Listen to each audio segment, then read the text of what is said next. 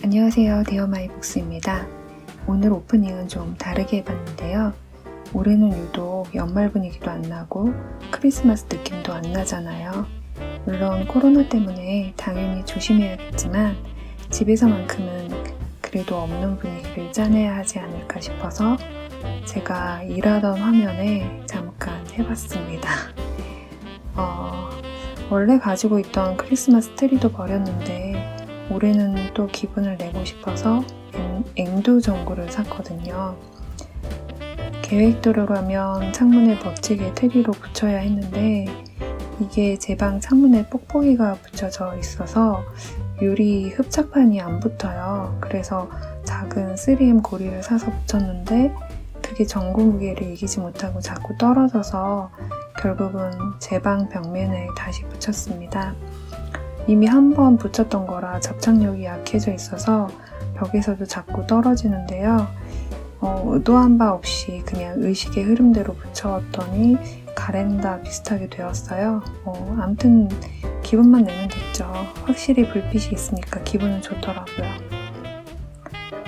그리고 제가 요즘에 책을 안 사거든요. 지난번 책장 정리하면서 이젠 전자책으로 읽겠다고 했고 그리고 워낙 읽지 않고 꽂아둔 책들이 많아서 그 책만 읽어도 당분간은 안 사도 되거든요.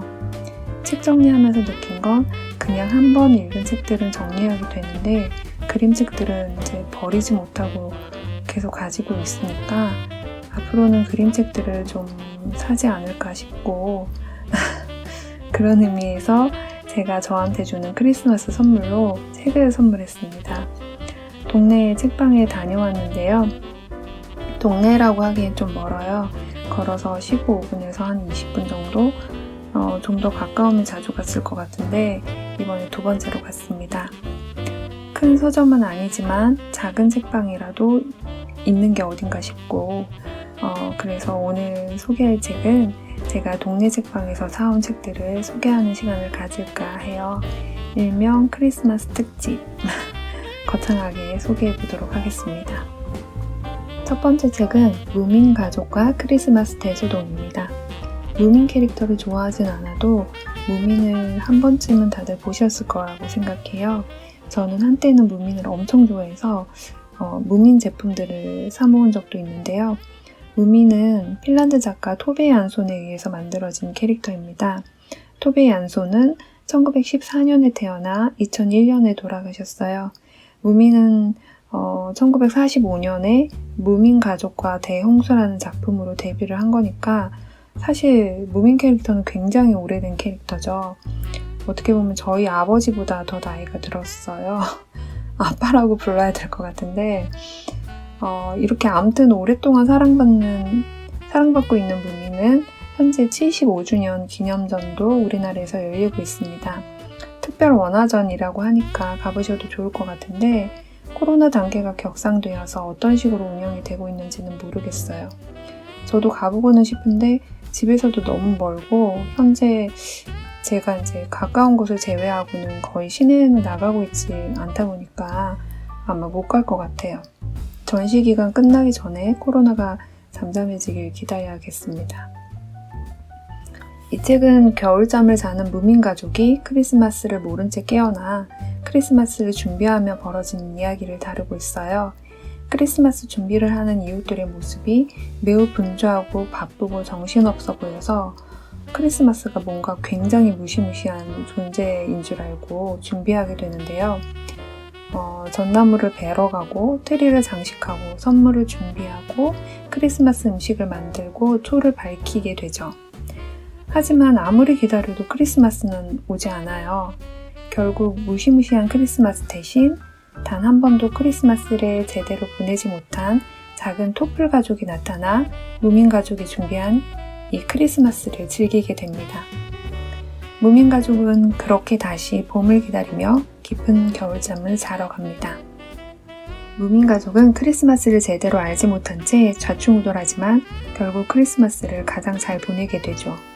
바로 소외받는 이웃과 함께 크리스마스를 나누면서 끝나게 되는 따뜻한 이야기입니다. 진정한 크리스마스의 의미를 무민 동화책을 통해서 느낄 수 있습니다. 아이들과 함께 읽어도 좋고 저처럼 크리스마스가 오면 넘겨보면 좋을 것 같아요. 사실은 크리스마스 하면 또 생각나는 책이 있는데 바로 스노우맨이죠. 스노우맨은 정말 저도 좋아하거든요. 무민과 스노우맨 둘 다 동글동글 하얀 눈을 닮아있는 캐릭터인데요.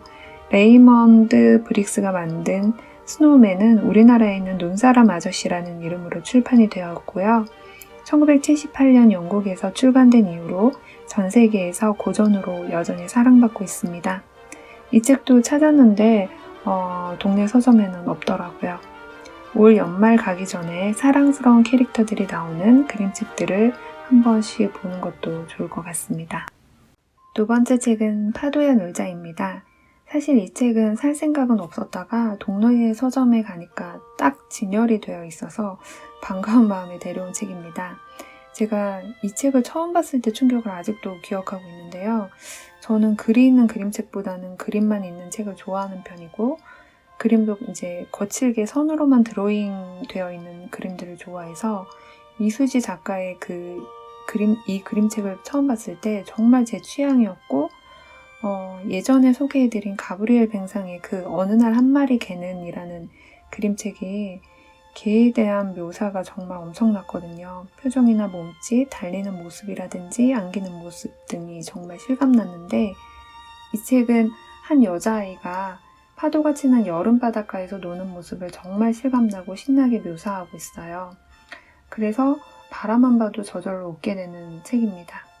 정말 제가 소녀가 되어서 바닷물과 노는 기분이 들거든요. 그것도 이제 제가 좋아하는 드로잉 스타일로 그려져 있어서 정말 좋아하는 책인데 사지는 않고 있다가 이번에 드디어 샀습니다. 이 책도 나온 지 꽤 오래됐거든요. 먹선과 파란색으로만 되어 있고 특히 면으로만 이뤄진 그 바다와 파도의 역동적인 움직임이 대단합니다.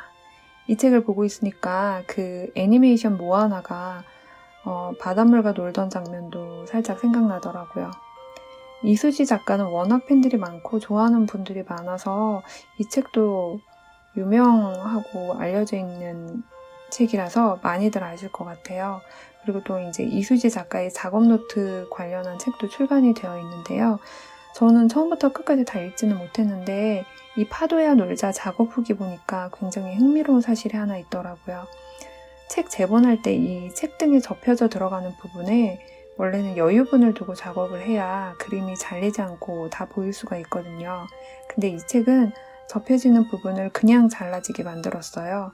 얼핏 보면 그림이 잘려 보여서 작업을 잘못했나 싶지만 작가의 의도라고 합니다. 일부러 그렇게 만들었는데 왜냐하면 소녀가 마치 다른 세계로 들어가는 느낌을 주고 싶었다고 해요. 파도가 무섭고 두렵지만 또 같이 놀고도 싶으니까 머뭇거리다가 또 신나는 또 다른 세계로 넘어가는 그 느낌을 주고 싶으셨던 것 같아요. 그걸 알고 보니까 진짜 그렇게 보여서 더 신기하고 재밌었습니다. 이 책은 사실 무더운 여름에 소개를 해드려야 더 시원하고 좋을 텐데 제가 너무 소개하고 싶어서 지금 소개해드렸습니다. 다음에 제가 좋아하는 그림 작가들과 엮어서 한 번 더 소개할 기회가 있다면 좋겠네요. 이렇게 해서 책 소개는 모두 마쳤고요. 2020년에는 아무 일도 안 일어난 것 같은데 정말 또 많은 일들이 일어났던 한 해이기도 했습니다. 개인적으로는 아무것도 안 했다고 생각했는데 또 마냥 그렇지는 않아서 좋은 일도 있었고 기쁜 일도 있고 슬픈 일도 있었고 또 아픈 일도 있었는데요. 기분상으로는 제 개인적으로 제가 아주 조금씩 나빠지고 있다고 생각했는데 나쁜 쪽이든 좋은 쪽이든 결국에는 끝까지 가봐야 아는 거니까 아직 저는 제 삶이 끝나지 않았잖아요. 그러니까 끝, 종료, 디엔드 되기 전에는 누구도 자신의 삶을 미리 재단하고 정의할 수 없다고 생각해요. 새해에는 우리 모두가 아주 조금씩 나은 방향으로 가기를 바라면서 이 영상이 올해 마지막 영상이 될 텐데요. 모두 메리 크리스마스. 저는 내년에 또 만나요.